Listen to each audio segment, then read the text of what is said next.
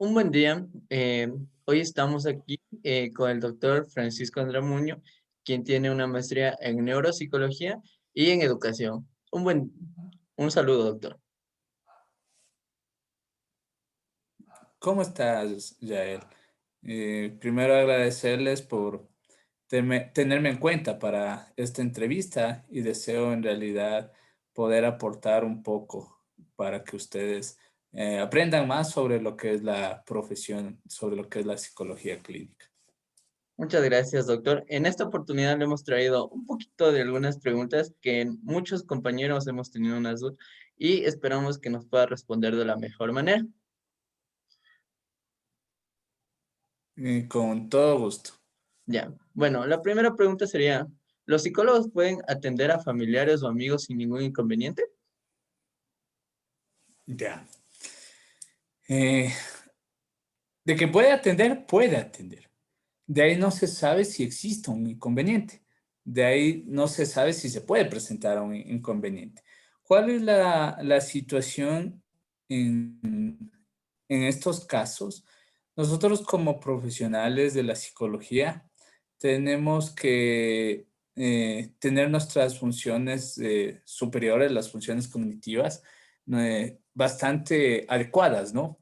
Cuando las emociones surgen, por ejemplo, si yo tengo una emoción de alegría o una emoción de tristeza, hay funciones que no se desarrollan bien, como lo que es la atención, como lo que es la memoria, entre otras funciones, aunque bueno, la memoria sí se lleva a cabo con una emoción, pero otras funciones que no se van a desarrollar bien. Cuando llega un familiar o un amigo a nuestro consultorio y nos cuenta sus situaciones conflictivas, nos pueden a nosotros provocar emociones. Y estas mismas emociones pueden impedir que nuestras funciones superiores, nuestras funciones cognitivas, estén de una manera adecuada. Entonces, es más o menos como que, hablando un poco de estructuras anatómicas, nuestro sistema límbico, el hipotálamo, el hipocampo, segregan hormonas y no le deja trabajar bien al frontal. Y nosotros necesitamos eso. Necesitamos tener en todo el tiempo nuestro cerebro de una manera muy específica trabajando en cada área. Entonces, si nosotros podemos, si alguien, algún profesional puede, pero es muy difícil, separar lo personal con lo profesional. O sea, decir que si viene, un ejemplo, viene mi hermano, viene mi hermana, y yo voy a separar, voy a dejar afuera mis emociones, a pesar de lo que mi familiar me cuente, puedo trabajar. Hay otro asunto ahí también que es un inconveniente. A nosotros como, digamos, familiares o amigos, nos puede causar conflicto contarle algo a algún familiar. Por ejemplo, si yo voy donde algún desconocido, un profesional, un psicólogo, y tengo un problemas, qué sé yo, de relaciones de pareja. Yo sé que el profesional me va a escuchar y no va, así sea, digamos, no le veo yo continuamente para que me provoque un recelo.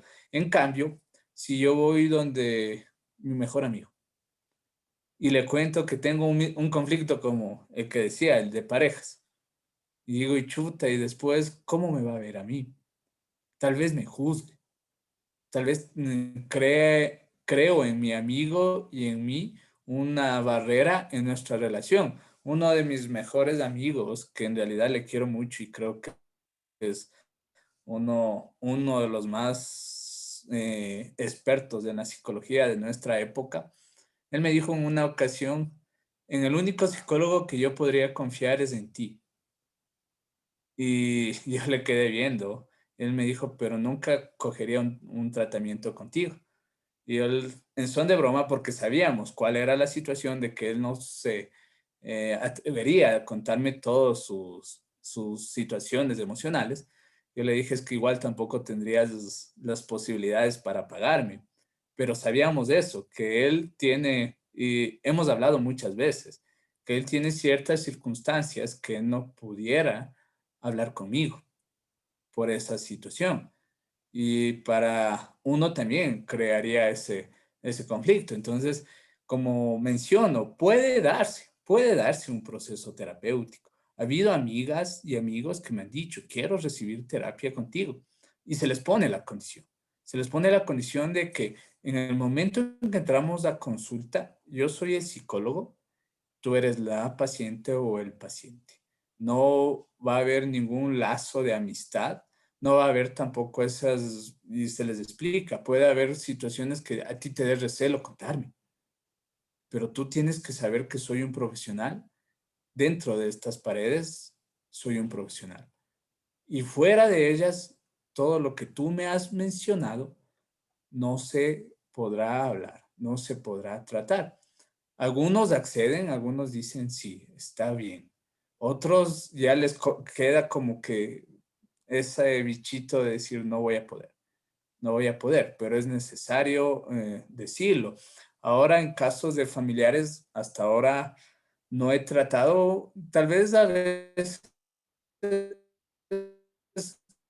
guías de conflictos de aprendizaje, que mi hijo está con problemas para leer o pronunciación, problemas de pronunciación de palabras.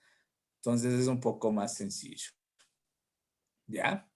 Muy interesante su respuesta, doctor. Y bueno, continuemos con la segunda pregunta. ¿Alguna vez se ha relacionado con algún paciente de manera sentimental? Ya. Tú hablas de la transferencia y contratransferencia, ¿no? Exactamente. Eh, esto se da bastante. Ha habido varios casos, por ejemplo, antes de responderte tu pregunta de manera directa como personal o particular. Ha habido casos que a mí me han llegado y me han dicho, me quiero divorciar con mi esposo. Y me dicen, nos hemos ido hasta terapia y mi esposo se metió con la doctora. Entonces me dicen así, ¿no? Yo es como que, wow, pasa, va a pasar o puede pasar. Y aquí viene una situación que hablaba el otro día también con otros compañeros, de que nosotros vamos a buscar en una relación, y voy a meterme un poco sobre las relaciones, hablar un poco sobre las relaciones, de manera inconsciente buscamos completarnos. Para nosotros completarnos, yo voy a buscar a alguien que tenga un nivel o un estado emocional similar al mío. Por ejemplo, si yo tengo un estado emocional adecuado, voy a buscar una pareja que tenga un estado emocional adecuado y nos completamos o buscamos completarnos. Aunque en realidad, y esto es como recomendación, porque hay bastantes conflictos de relaciones de pareja a veces en la psicología, nosotros no debemos buscar parejas o no debemos en realidad buscar la pareja perfecta, ni tampoco la encontramos por coincidencia. Nosotros no buscamos ni encontramos, creamos relaciones, que es completamente distinto, que es completamente distinto. No buscamos ni encontramos, creamos relaciones. Inconscientemente lo dice Freud, habla de eso, ¿no? Que buscamos algo que esté a nuestro nivel emocional. La persona que llega a nuestras consultas tienen conflictos emocionales, va a presentar conflictos emocionales. Y si yo me relaciono con una persona que tiene conflictos emocionales, es porque yo también tengo conflictos emocionales. Es porque en mí también se van a presentar conflictos emocionales. Ahora está también después. ¿Qué pasa si la persona ya resuelve sus conflictos emocionales? Tu paciente ya no es tu paciente y está con una estabilidad emocional, una estabilidad psíquica y tal vez ahí puede haber una atracción. Antes, como digo, si existe una atracción es porque nosotros también estamos presentando conflictos, estamos presentando estos tipos de conflictos. Ahora, en mi caso, yo he trabajado algún tiempo en la Fundación Nosotras con Equidad y allá es una fundación donde se centra en la violencia de género, en la violencia a la mujer. Entonces, muchas veces van mujeres dependientes emocionales.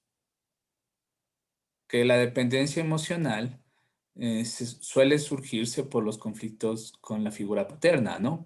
Cuando hay una relación fusionada en la niñez, o sea, lo que se conoce como el complejo edípico, ¿no? Relación fusionada con el padre, mala relación con la madre, y que después se presenta un conflicto con el padre, buscan una figura paterna, las mujeres, ¿no? Y al buscar una figura paterna suele surgir estas dependencias emocionales. También hay el otro caso de cuando las niñas tuvieron malas relaciones con sus padres y buscan esa misma figura también en sus parejas, una mala relación.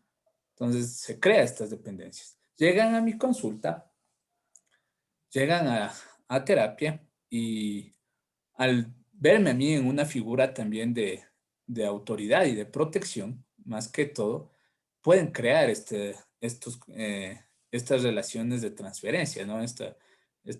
Situaciones de transferencia. Y se ha dado muchas veces eh, de que llegan las pacientes y después comienzan a obsequiarme algo, decirme es que usted me ha ayudado mucho y le traje este regalito. Y situaciones así, pero creo que hasta ahora, y bueno, hasta el momento, también he podido llegar a detectar y a detener, ¿no?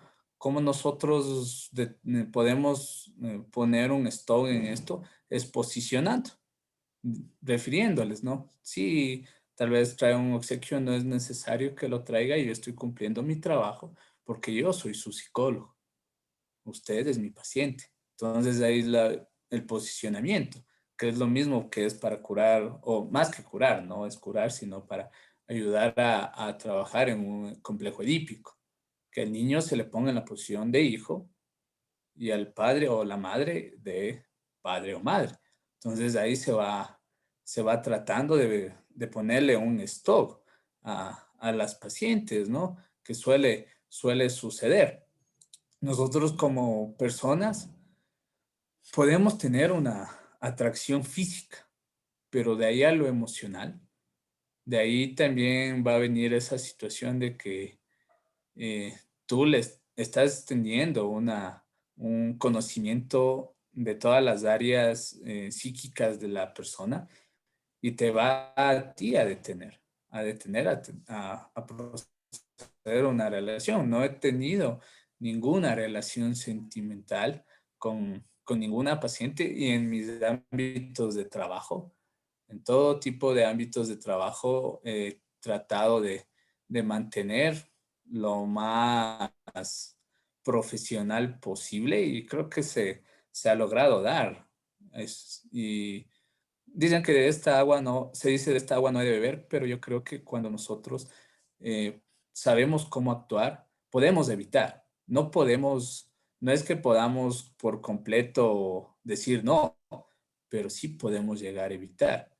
Sí podemos nosotros tener los pasos a seguir para que no se produzca esto que va a ser conflictivo. Va a ser conflictivo, ¿por qué? Porque el rato en que creo emociones en mi paciente, no le voy a poder tratar. Y nosotros conocemos, ¿no? Que eh, el trabajo principal de todo profesional y de la salud en especial es evitar hacer el daño. Si yo me relaciono con una paciente, le voy a hacer daño. Le voy a hacer daño a ella y probablemente también a mí, pero en especial a la paciente. Por eso es importantísimo tener este margen de respeto entre profesional y paciente. ¿Ya? Listo, doctor, muchas gracias. Continuamos con la siguiente pregunta que sería, ¿cuál ha sido el caso más difícil que ha tenido en toda su carrera como psicólogo? ¿Ya? Eh, bueno, no, tampoco no soy tan viejo, no, porque eh, tengo una experiencia eh, que todavía se está construyendo. Estamos construyendo experiencia y todos los días voy a construir experiencia. Y ha existido desde en sí las pasantías, en los trabajos en las fundaciones, he podido colaborar en algunas fundaciones, ahorita en la Fundación Nosotras, y ha existido varios casos también en consulta particular que he podido atender, ¿no? He tenido casos desde episodios psicóticos, de esquizofrenia, trastornos de personalidad, que una de las situaciones más conflictivas, ¿no? En especial los trastornos de personalidad severos, como trastornos como el borderline, el paranoide, ¿no? Entonces son casos bastante fuertes. Pero hubo un caso que, bueno, y cada vez vienen casos, en realidad actualmente se ha tenido un caso que es bastante fuerte. También que es un caso de abuso sexual y he tratado varios casos de abuso sexual, pero hubo un caso que a mí me interesó mucho, no tal vez en el sentido de que fue difícil el tratamiento. Otra de las cosas que me ha ayudado mucho y agradezco a la fundación esa oportunidad. La fundación tiene un convenio, es en realidad prácticamente trabaja para eh, lo que es justicia. Nosotros trabajamos con lo que es conjunto a la unidad judicial, a la unidad de familia, a fiscalías. Entonces, a nosotros nos piden muchas veces lo que es evaluaciones, informes, peritajes, lo que se conoce como un informe pericial. Y en una ocasión me llegó una paciente, ¿no? Una mujer de 40 años, mm, si no me equivoco, más o menos, no recuerdo porque ya es de hace algunos años. Y el motivo de consulta de ella era que la hermana le había quitado la custodia, perdón, de su hija y ella quería recuperar la custodia, ella quería recuperar. Entonces ella mencionaba que en una ocasión la hermana le tenía envidia, que la hermana le tenía envidia porque la hermana no pudo tener hijos y que en una ocasión la hermana le había metido cizaña, que le había dicho que le pegue a la hija porque la hija se estaba portando mal, que estaba rebelde, que estaba, como se le conoce vulgarmente, malcriada, ¿no? Entonces llega la hija y ella le pega a la hija, lo que ella refiere, ¿no? Que le había pegado a la hija. Y al poco tiempo la hermana manda a policías y le ven que la niña había sido atacada, violentada físicamente. Y a pretexto de eso le quita la custodia de la niña, ¿no? Entonces, hasta ahí era un caso aparentemente normal, no había ningún conflicto en sí, pero ahí viene la curiosidad del psicólogo, ¿no? Nosotros hacemos para el informe pericial, se hace lo que es una entrevista, lo que es aplicaciones de test no son tan válidos porque los test en la unidad judicial no lo toman como una prueba testimonial, no se le toma, pero sí algunas otras cosas, ¿no? Como lo que es la historia clínica, la entrevista, la observación clínica, una entrevista semiestructurada. Entonces, en la entrevista, en la historia clínica, ella me conversaba que tenía 4 hijos. Y los 4 hijos los 2 primeros eran de un matrimonio, de un primer matrimonio que se divorcia. La segunda, que es la que le quita la custodia a la hermana, que era de una relación. Y el último hijo, que tenía un año aproximadamente, era de una última relación. Entonces ahí me entró una curiosidad, porque ella actualmente en ese momento vivía solo con el último hijo. Y yo me pregunté, ¿y qué pasó también con los primeros? Y se le comienza, ¿no? Bueno, en todo lo que es la historia, ella me dice, también me quitó la custodia el padre de mis hijos. Y ella refería que el padre era un hombre muy influyente. Dices que él era muy influyente y por eso me quitó la custodia. Entonces ahí existía un antecedente, ¿no? De por qué le llegan a quitar dos veces la custodia o le quitan la custodia de tres de sus primeros hijos, ¿no? El único que tenía era su último hijo porque tenía una relación todavía con el padre en sí. Entonces se comienza y también en la historia, en la anamnesis personal, ella refiere que de niña había sufrido un accidente que le había atropellado un carro, un camión, y que ella había muerto y había regresado de la otra vida, ¿no? Pero eso estaba en su anamnesis, pero después se comenzó a detallar un poco más de ese caso o esa situación. Se conversó un poco de qué es lo que pasó con sus relaciones anteriores. Por ejemplo, su primer matrimonio. Y ella refería que había sufrido violencia en su primer matrimonio, que el esposo le maltrataba. Pero ahí viene la situación, porque el esposo se divorcia y le quita la custodia. Y es muy difícil que, que el violentador, el maltratador, llegue a separarse. Es complejo eso. Y ahí se le pregunta por qué fue la separación. Y ella dice que comenzó en eso, me dice, es que siempre que él me hacía algo, a él le pasaba algo. Y él pensó que era por brujería. Y le pregunto, ¿cómo qué situaciones? ¿Qué es lo que le pasaba? Por ejemplo, se le dañaba el carro. Una vez se le dañó los frenos del carro.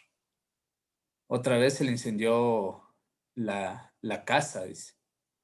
Se le incendió la casa o le pasaba algo a la oficina de él, siempre que él me hacía algo. Entonces, nosotros los psicólogos no vamos a meternos tanto a las situaciones espiritistas, ¿no? Decir que será brujería. Viene ahí otra curiosidad, nace ahí otra curiosidad. Y se comienza a interrogar, se comienza a preguntar ciertas circunstancias de sus relaciones. Ahí ella mencionaba que, que tenía muchos conflictos con sus relaciones, hasta con su relación actual, hasta con su relación actual. Y después de eso, eh, ella comienza a hablar sobre ideas delirantes, sobre episodios psicóticos. Ella, y aquí viene una situación, porque ella dice es que yo veo cosas. Yo puedo hacer o escucho cosas y algunos podrían sospechar de una esquizofrenia, pero la situación es que ella sabía que eran cosas anormales. O sea, el esquizofrénico no, el esquizofrénico dice es que aquí estaba, qué sé yo, un duende. Pero aquí está, él no dice yo solo lo veo porque solo existe en mi mente. Ella sí lo decía. Ella decía situaciones como que delirios mesiánicos, como que habló con Dios. Era bastante religiosa, era católica, que habló con el papa anterior, el papa que era anterior, que vio el manto de Jesús con el que le secaron el sudor, que ella lo vio. Y también decía cosas y eso me pareció increíble porque eh, tal vez fue una forma de querer manipular la situación o la reunión, porque me dice, es que yo sé cuándo la gente se va a morir. Y me queda viendo y se ríe, me queda viendo y se ríe. Y bueno, yo entre mí dije, si va a decir que me voy a morir pronto, no se preocupe, no va a ser la primera ni la última que me diga eso, que pronto me moriré. Pero bueno, yo me interesé más en ver estas ideas delirantes, ¿no? Dice, es verdad, dice. Yo un amigo le dije, te veo mal, y a las 2 semanas se murió. Y comienza con este diálogo, ¿no? Entonces, se aplicó test proyectivos más para un diagnóstico, no para el informe pericial, porque en los informes periciales no te hacen válidos los test. Se aplicó test de personalidad, pero se quería implementar más, se quería, en realidad nosotros para llegar a un diagnóstico a veces nos podemos tardar entre 2 o 3 consultas, ya que a veces es bastante conflictivo. Hubo algunos diagnósticos presuntivos, hubo algunos diagnósticos. Se le llamó a la siguiente sesión y no acudió. Se le llama a la siguiente sesión y no acude. Y después de un tiempo, creo que fueron unos 4 meses, le veo, pero le veo que estaba siendo atendida por una compañera mía. Entonces, para mí fue un poco la curiosidad, ¿no? Sale mi compañera y le digo, ¿usted le está tratando? Y me dice, sí. Le digo, es que ella vino y yo le evalué. Dice, sí, sí me dijo que no ha podido venir, pero ahora está retomando y le pusieron conmigo. Digo, ya, le digo, ¿usted qué le ha visto? Le digo, porque venía con la misma situación re- de querer recuperar lo que es la custodia de, de su hija, ¿no? Entonces le digo, ¿qué le ha visto? Le digo así. Le pregunto. Y aquí es otra situación. Nosotros nos vamos a guiar por sintomatologías. Entonces, signos y síntomas en sí. Entonces, lo que ella vio o cómo ella se presentó ante mi compañera fue diferente. Mi compañera dice, no, yo le veo normal. Yo le digo, ¿no encontró ninguna situación que usted le haga dudar? Me dice, no. Dice, ya voy a pasar el informe de que ella está bien. Entonces ahí le digo, no voy a nombrarle a mi compañera, le digo, verá, venga acá. Y le comencé por poco, ¿no? Le digo, para usted es normal que ha tenido 3 relaciones y en las 3 relaciones ha sido una supuesta víctima de violencia. Y dice, sí, pero eso puede ser por problemas emocionales, por baja autoestima, que eso también, yo soy peleado de esas situaciones de hablar del baja autoestima porque para mí no existe baja autoestima. Para mí en realidad existe autoestima o no existe. Y para mí el autoestima no, bueno, eso es otro tema. De gana me voy a meter eso. Entonces, yo le comienzo a decir, le digo, a ver, vamos por partes. Y le comienzo a hablar y yo le decía, mire, todo lo que yo pude recopilar con mi informe, yo en mi informe se le mandó inconcluso porque no terminó. Y ahí le contaba, ¿no? Sus ideas delirantes. Tenía lo que es alucinaciones auditivas, visuales, kinestésicas. Refería que ella sabe que eso no existe. Mencionaba situaciones como la que conté de sus parejas, de que le pasaba algo malo cuando a ella le hacían daño. Entonces ahí dice, es que eso no me dijo a mí. Eso no me dijo a mí. Entonces ahí venía ese conflicto y estábamos hablando con los abogados que también estaban en este caso y decían, chuta. Entonces ahí no está tan prudente que ella recupere la custodia de la niña. No es prudente que ella recupere la custodia de la niña. Yo en realidad tuve algunos diagnósticos presuntivos. Uno de ellos para mí podía ser un trastorno bipolar con episodios o con psicóticos, de ideas psicóticas. Otro, un trastorno de personalidad. Presuntamente podía decir un trastorno de personalidad límite o borderline. Por eso ella refería de que pasa algo malo cuando a ella le hacen algo malo. El borderline es impulsivo. El borderline es impulsivo. Entonces probablemente yo decía, le hacían enojar en el momento de la ira, hacía cosas como lo que mencionó, incendiar la casa. Pero qué bueno. Y también el estado de ánimo. El estado de ánimo es fluctuante en ella. ella refería que tiene momentos como de mucha alegría, donde por eso viene el episodio maníaco y el trastorno bipolar, donde se presentaba, compraba muchas cosas, o sea, todo lo que se produce en una euforia, ¿no? Y tenía episodios depresivos. Pero en un trastorno borderline también suele haber esto, de estas emociones ambivalentes, una personalidad límite, perdón, o conocido como borderline. Entonces, había estos diagnósticos presuntivos, no se pudo llegar a un diagnóstico definitivo con ella y aparte quería que vuelva para ver si ya me dice cuándo me voy a morir. No, mentira, es broma. Entonces, es un caso curioso entre varios casos que he logrado observar. ¿Ya, mijo? Ya, muchas gracias, Francisco. Vamos con la siguiente pregunta. ¿Cuál ha sido su experiencia más conflictiva como psicólogo? Ya. Igual, creo que donde tendemos a crecer, también se tiende a presentar caos. Se habla de la teoría del caos, según la física, donde el caos produce cambio y produce también aprendizaje.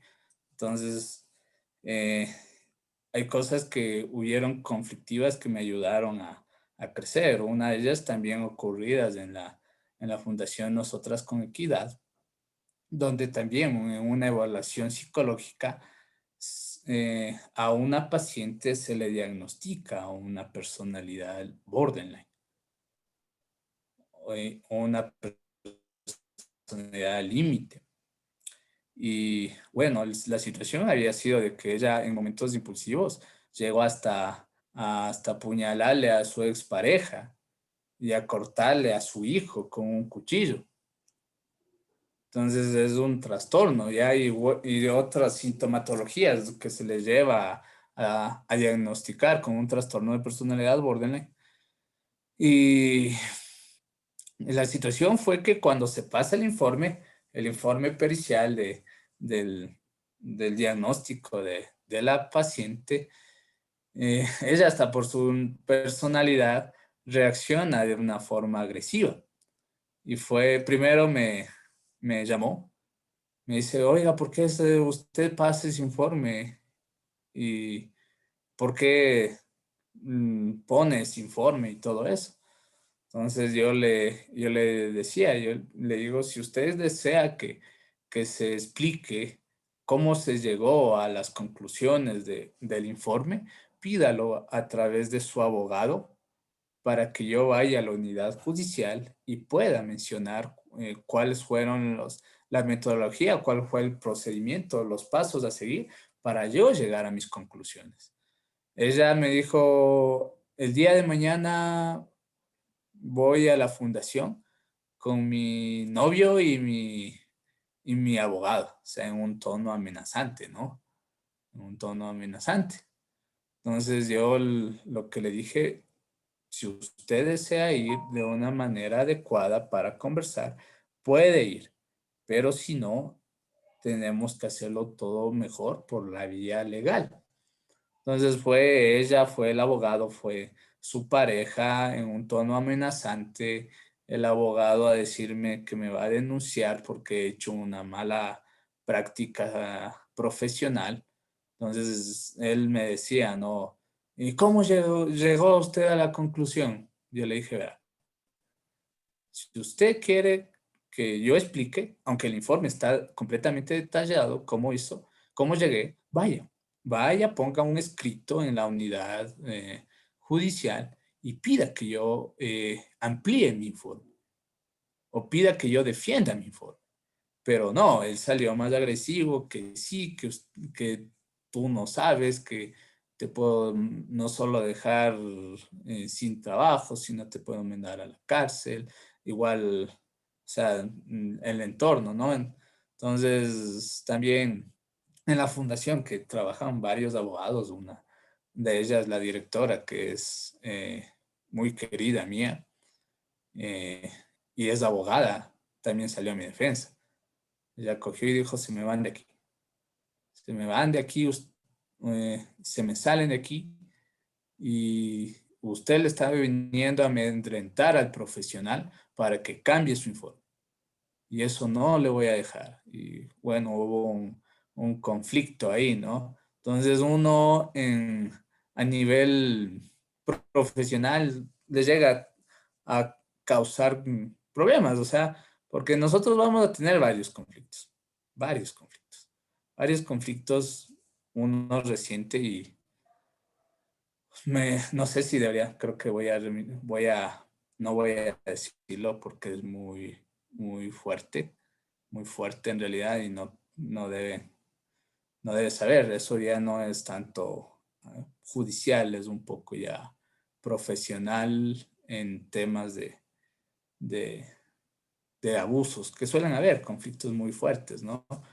Por los abusos, donde se ha presentado abusos, y la mayoría de abusos son por familiares, la mayoría de abusos son de padres, de tíos, de abuelos. En una ocasión también llegó una madre que me dijo, mi hija no quiere irse con el papá, se había separado del papá. Entonces yo le comienzo a evaluarme, ella me dice es que no se quiere ir con el papá. Comienzo a evaluar y comienzo a ver sintomatologías de un presunto abuso. Y le digo a la señora, le digo, no sé, pero para mí pudo haber un abuso. Y ella me dice, sí, el papá le abusaba. Y yo me quedo así como que, o sea, ¿usted sabe que el papá le abusa y quiere mandarle?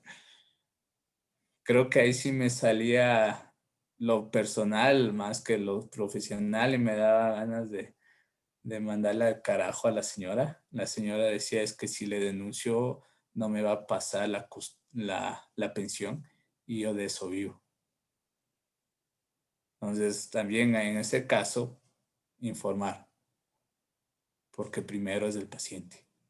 No. O sea, era ilógico, entre otros casos que van a conflictuarse ustedes, pero que en realidad nos puede permitir a nosotros seguir también creciendo como profesionales y de manera personal. ¿Ya? Listo, doctor. Continuamos con la siguiente pregunta. ¿Qué es lo más difícil que ha tenido que decirle usted a un paciente? Lo más difícil, creo que el valor de la sesión. No es mentira. Eh, Va a depender mucho de la persona, ¿no? Yo recuerdo que un poco para poner una comparación, cuando comencé a dar clases, yo comencé dando clases en el preuniversitario de medicina y casi acabando el preuniversitario, unas, unas chicas, no me acuerdo ni por qué fue, unas chicas me dicen, usted siempre nos dice algo que nos duele. Usted siempre nos dice algo que nos duele. Entonces yo mm, como que me quedé pensando un rato y bueno, tú y tus compañeros que fueron mis estudiantes también pudieron en algún momento decir esto me llegó. Entonces yo les decía lo que hace rato mencionaba del caos, ¿no? Que en realidad eh, nosotros para cambiar necesitamos crear caos. Y eso se hace en terapia. En terapia se crea caos para que se produzca cambio. Porque aquí viene una situación. La mayoría de personas que van a terapia creen que el conflicto, el problema, está en el entorno, en la vida, en la situación, en la familia, en la pareja, en Dios, los que creen en Dios, en todo, o sea, en todo está el conflicto, y no en mí. El momento en que la persona llega a terapia, entre varias de las terapias, lo que uno hace es que la persona tome como suyo el conflicto. Y eso va a doler, eso le va a causar conflicto, eso le va a causar problemas. O sea, vienen, digamos, un caso de parejas y dicen, el problema es que mi esposo me era infiel, me engañaba, me violentaba y eso me ha destruido. El problema es de él. El problema no es él, el problema es lo que estamos sintiendo a través de lo sucedido o por lo sucedido. Pero el problema, o más que el problema, el conflicto es el sentimiento, los pensamientos y las conductas que se generaron por eso. Cuando nosotros personalizamos, decimos, esto es mío y yo puedo cambiarlo. No puedo cambiarle a la esposa, al esposo, o al ex o a la ex. No puedo cambiar mi situación. No puedo cambiar muchas cosas, pero puedo cambiar lo que tengo en mí, lo que es mío. Ahí viene una situación diferente. Entonces, les crea conflictos muchas veces, así como les digo, les pasado a ustedes como estudiantes que en alguna ocasión tal vez dijeron, es que lo que nos dijo o lo que me dijo el Francisco en clases me causó una molestia. O sea, al final sé que es verdad, al final sé que esto me ayudó, pero me causó molestia, me creó conflictos. Pero como menciono, ese caos, ese conflicto va a generar cambio. ¿Qué es lo que estamos haciendo? La psicoterapia es cambio, la psicoterapia es un proceso de transformación en sí. Entonces va a haber muchas situaciones, aunque también hay casos específicos, ¿no? Por ejemplo, en consumo de sustancias o en trastornos crónicos, que vienen, más en consumo de sustancias, que vienen los papis y me dicen, ¿sabe qué? Es que está tomando mucho, mijo, ayúdele. Y ya hay una dependencia al alcohol y un trastorno de dependencia necesita un trabajo prolongado. Bueno, y en realidad se refiere que como es una enfermedad crónica, no hay cura. Y cuando le dices a los padres que necesitamos un trabajo así, dicen, pero yo pensé que solo tenía que darle un consejo de, verá que el trago es malo, deje de tomar. Y me está diciendo que es de esto, o también episodios o trastornos psiquiátricos. Es muy difícil para aceptar para los familiares y también para el paciente cuando se les dice presenta sintomatología de una esquizofrenia o de algún trastorno. Y me dicen, no, es que quiero, a ver, ¿y por qué dice esto y quisiera tener otra opinión? Claro, con mucho gusto pida otra opinión, busque otra opinión, pero la sintomatología que presenta es de una esquizofrenia, de un trastorno psiquiátrico que necesita un trabajo multidisciplinario entre un psiquiatra, un psicólogo, y va a necesitar esto de por vida porque es una enfermedad cronificada.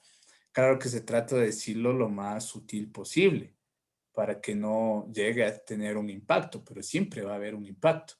Siempre va a haber un impacto en la familia y en el paciente. Entonces, va a ser esa situación, ¿no? Pero es impresionante porque me ha pasado mucho de que muchos pacientes me dicen es que fue como que me golpeó, pero después me dicen me ayudó. Y bueno, lo que te ayuda es la terapia y lo que te ayuda es tú como paciente, te vas a ayudar. Entonces, eso es lo que hace la psicoterapia, ¿ya? Listo, doctor, muy buena respuesta, la ¿verdad? Eh, Vamos con la siguiente respuesta, pregunta, perdón. Eh, ¿Alguna vez ha tenido situaciones en las cuales usted ha dudado de haber elegido la carrera? Dudar no. Sí, situaciones donde existen muchas cargas emocionales y va a crear conflictos, o sea, sí va a haber. Les he hablado de casos como abusos sexuales o los casos contados donde ha habido problemas ya un poco legales, pero no en ningún momento, perdón, llega esto de decir, chuta, hubiera estado mejor, aunque sea vendiendo pollos de la Merced, no, o algo así en sí, ¿no? Eh, y ahí viene una cosa que lo he mencionado mucho. Eh, el escoger una carrera no es de emoción, es casi como un proceso o una etapa de amor. El amor no es una emoción, el amor es una decisión. Y nosotros decidimos con con nuestras funciones, con nuestro razonamiento, con nuestro pensamiento, ¿no? Entonces, eso no cambia. La emoción es ambivalente, es variante, es fluctuante. Algún rato estoy triste y otro feliz, pero el razonamiento no. Entonces, cuando yo decidí escoger la carrera, eh, me encantó, siempre me encantó en las aulas, aunque fui conocido como uno de los más revoltosos en las aulas. Fui conocido como un estudiante inquieto, pero amaba y me encantaba las clases eh, con todos los distintos profesionales. Aprendí de todos y yo agradezco por cada uno de ellos, lo que ellos me fueron nutriendo, los sigo viendo como mis maestros y cuando comencé a ejercer también, aunque hay momentos en que, chuta, por más que uno pone o practica los procesos adecuados, el paciente no desea producir el cambio. Entonces, o el entorno y situaciones que va a conflictuar. Y viene esa situación de que tú dices, me pasó en una ocasión, de que tú dices, pero es que estaba bien. O sea, durante un tiempo de terapia estuvo bien y en un momento cayó. Chuta, ¿no valió la terapia? Vienen esos pensamientos, pero no es así. O sea, va a darse, ustedes van a tener eso. De que digan, chuta, ya está saliendo el paciente de su depresión, está saliendo de su ansiedad, está saliendo de sus conflictos de pareja y paz. En un momento puede pasar, puede ocurrir alguna situación, pero también te ayuda a ti a crecer como profesional y como persona. Como decía, la psicoterapia es cambio y no solo cambia el paciente, también cambias tú, también te nutres tú, también aprendes tú y te llegas tú a tener una situación emocional más estable. Cada vez, ¿no? Cada vez, porque también vamos a separar lo profesional y lo personal. ¿Ya? Muchas gracias, doctor. Vamos con la siguiente pregunta. ¿Alguna vez has sentido que no sabe cómo proceder con un paciente o se siente perdido ahí? Eh, siempre. No, en realidad, yo considero que también la psicología y la psicoterapia es un arte.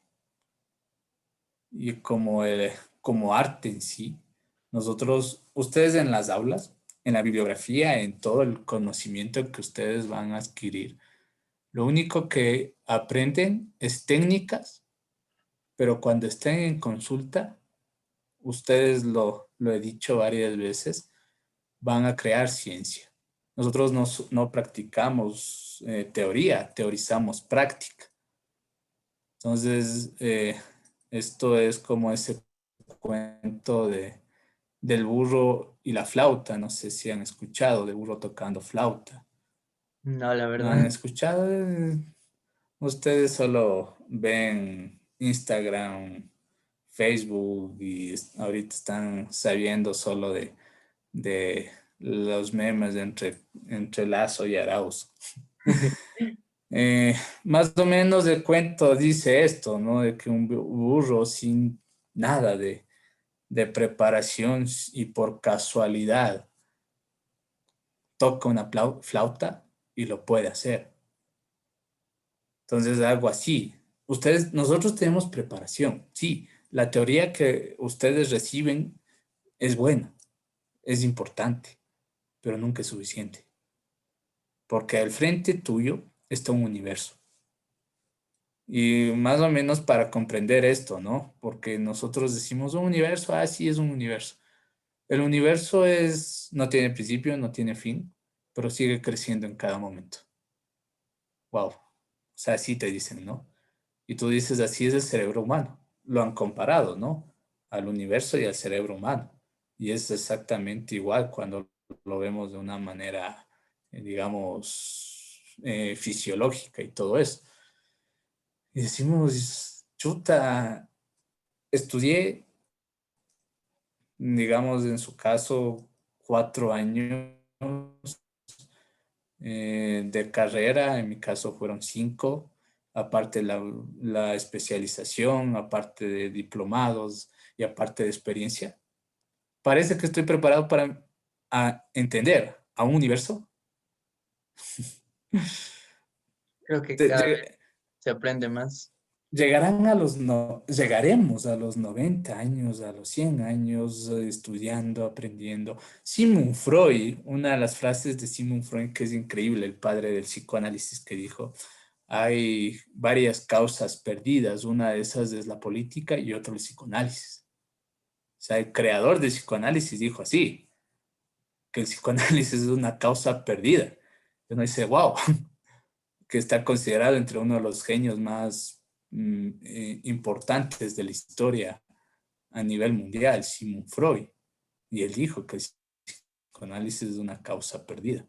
Entonces, algo así es la psicología. Ustedes cada vez que estén enfrente de un paciente van a aprender, van a darse cuenta de que la literatura, la bibliografía es solamente, como decía, es el arte, ¿no? Te enseñan solo a coger un pincel y a ciertas técnicas, pero tú eres el que vas creando cada vez, tú eres el que vas generando, ¿ya? Excelente respuesta, doctor. Vamos con la última pregunta. ¿Existen casos o problemáticas específicas con las cuales no le guste trabajar y prefiere transferir esos casos a un colega? Ya. Mm, En realidad hasta ahora no se me ha presentado, ¿no? Tal vez se me hace un poco más difícil trabajar con niños, pero no tanto por el hecho de trabajar con niños, sino por muchas veces los padres son los que se rehúsan. Entonces, vienen, digamos, la mamá, casi siempre es la mamá, y dice, mi hijo está con un problema de conducta, un X problema. Y me dicen, por favor, ayúdele. Y se van, es como que ya se van, ¿no? Y yo, por favor, espere, venga. Y el papá, o no vivo con él, ya nos divorciamos, cualquier cosa, o no puede venir.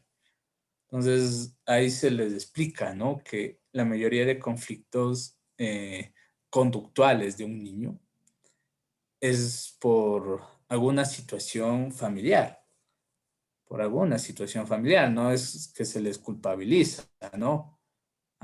Ningún ser humano nace sabiendo ser padre y causa conflictos a veces o sobreprotección o violencia.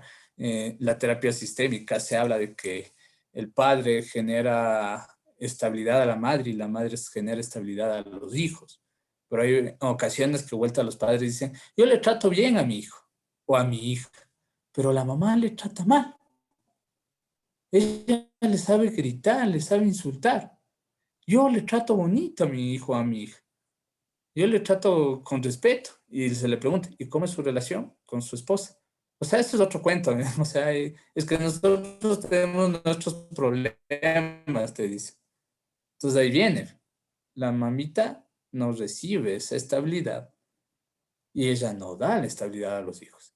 Y quien genera o quien produce la estabilidad a los hijos es la madre. O sea, no es el padre, porque el padre dice, yo sí les trato bien a mis hijos.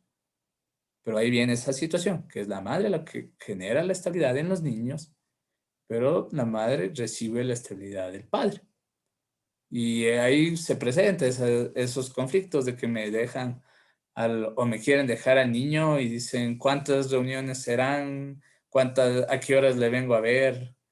Y cuando no se le dice, no, va a hacer el trabajo con todos ustedes, en especial con ustedes, papitos. Hay técnicas para corregir las conductas, ¿no? Las famosísimas economías de fichas y todas esas situaciones. Pero el trabajo va a ser con ustedes.